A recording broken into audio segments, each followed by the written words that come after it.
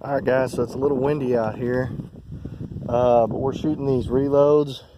I shot the last one, but my camera messed up and I couldn't get the video on there. But the thumbnail is going to be the extreme spread of 3 that I got with the lower node of this. But this is the higher node. That's an extreme spread of 9. 26, 81, 83, and 74. Not bad. Those are 3 consecutive shots. The group down here is not bad. It's all horizontal dispersion. So we may have to play with seating depth to get that going. So we're going to go down here and look at the group real quick. It's really windy out here, so we're just getting some data real quick. Guys, sorry about the wind. I don't know if that one's going to work or not. That's a high pressure load. Got some ejector swipes. Good velocity though, and good low extreme spread. So I mean, I know that's a node. We'll go down here and check out this group, and then go back and test some more. I'm going to take the Chrono off today and see if I can get some good groups. If not, we may have to play around with seating depth. So yeah, that is all horizontal dispersion, which is interesting. And that group is pretty wide, so we'll see what happens with this. We'll see if we can tighten it up with the Chrono off of it. I don't know if that'll make a difference or not, but we're going to check it out. Okay, so that's what I thought. We're going to have to go play with seating depth. Let's go down here and look at this group. Okay, so not too good. So now we're going to have to play around with seating depth and see if we can tighten that up a little bit. So I don't know if this chronograph messes up the groups or not. It seems to me like every time I take this sumbitch off, the groups open up crazy. So I don't know what that is, but I'm going to play around with seating depth. I'm going to shoot this lower node and then see if that groups. If not, we're definitely going to be playing around with seating depth with both of those. Okay, so those were seated a little bit deeper. I think it was closer to 2.8, 2.3 or 2.0 or something like that. So I got a better grouping down here with that lower accuracy node. So I may have to seat a little bit deeper. Now I don't know if I've told you guys, but I got an adjustable gas block on my gun, and been having to play around with that every time I go out because it seems like it's got too much gas, and I've been closing it slowly. So we'll see. I closed it 2 clicks, so we'll see if that does any better with these next rounds. I think I got 5 more rounds to go. As you can tell, that group is a lot better. Had some vertical dispersion in it. Of course, you know, this fucking target is moving around a whole lot.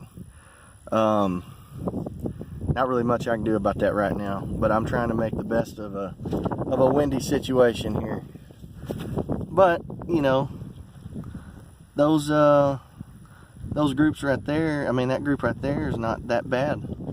So if this thing keeps going the way it is, I may stretch these out to distance and just, I mean, see what happens. But I got 3 more of this lower node, and we'll try and peg this here. I don't know, we'll see if it's too windy. I may not shoot these because the wind's starting to pick up pretty terribly.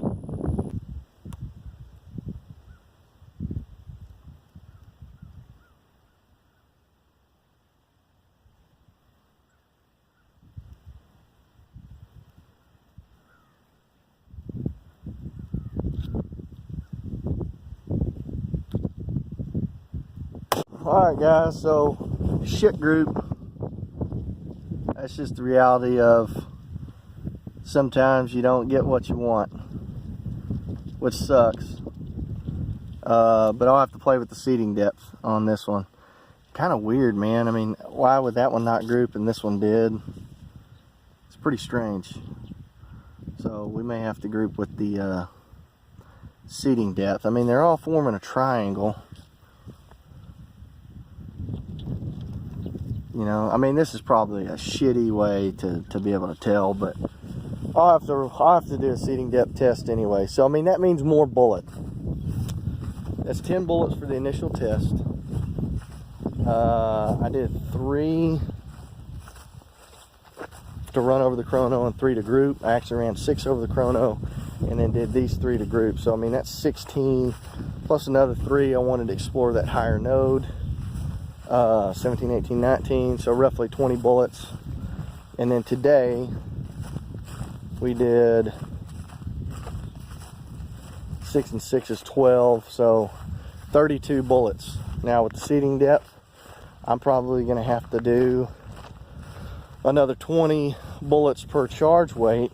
So that's 52 bullets right there. I mean, chronograph thing is cool, you're getting some data, but I don't really believe it's as quick of a process as you know, loading up 10 and finding your accuracy node and you're good to go. At least for me, not anyway. I want to make sure I got a good consistent load, so that means more bullets. I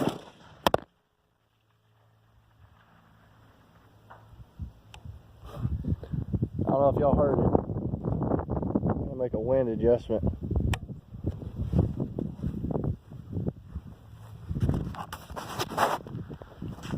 I knew that phone was going to fall down, damn it.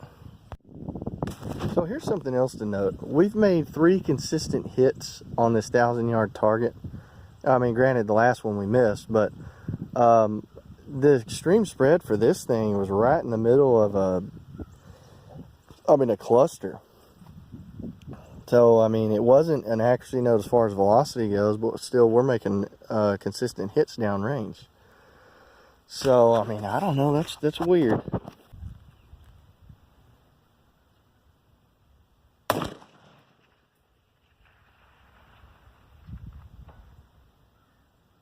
Nailed it.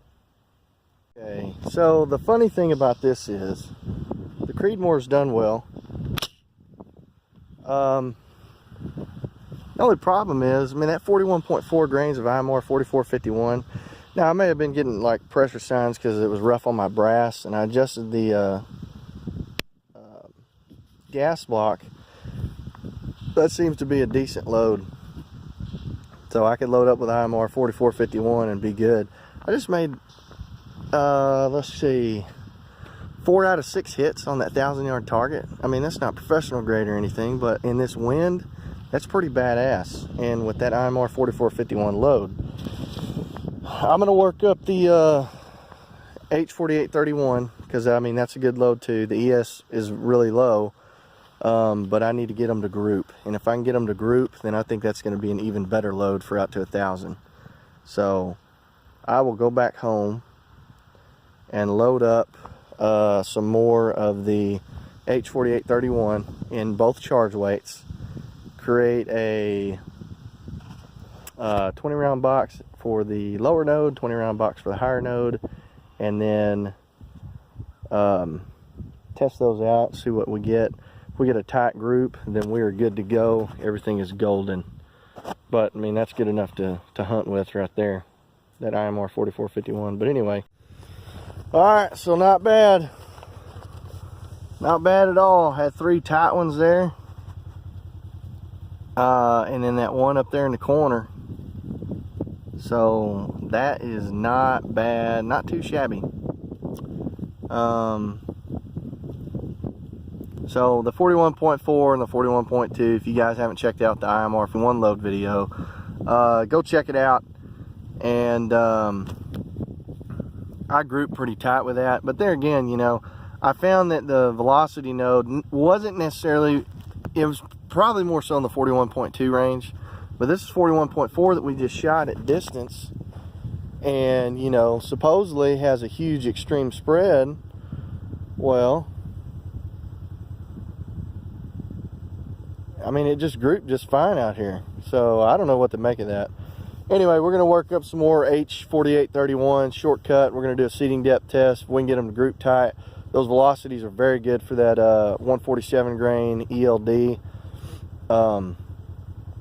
And we'll use those. So here's hoping to getting it to group tight and getting this load developed.